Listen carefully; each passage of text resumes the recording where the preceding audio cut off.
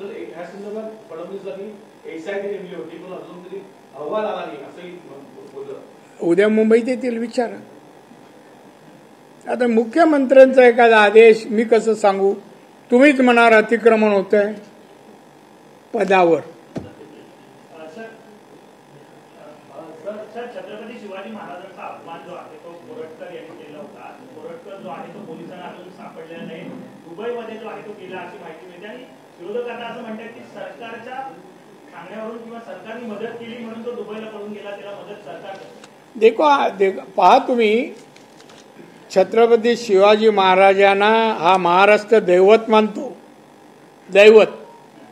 आणि त्यांना कोणी काय बोललं असेल ना तर कोणी माफ करू शकत नाही, वाचू शकणार नाही। मी सांगतो तुम्हाला, तो किती पळाला ना तरी त्यांनी जे बोललंय त्याबद्दल त्यांना अटक होईल, कारवाई होईल। आणि या महाराष्ट्रात तरी असं बोलून त्याला फिरता येणार नाही। आता एक इकडे येता इकडे जाता। मी जर चुकत नसेल तर या एसआयटीने किंवा या तपास अधिकाऱ्यांनी तुम्हाला वैयक्तिकरित्या तपासासाठी मदत मागितली होती अथवा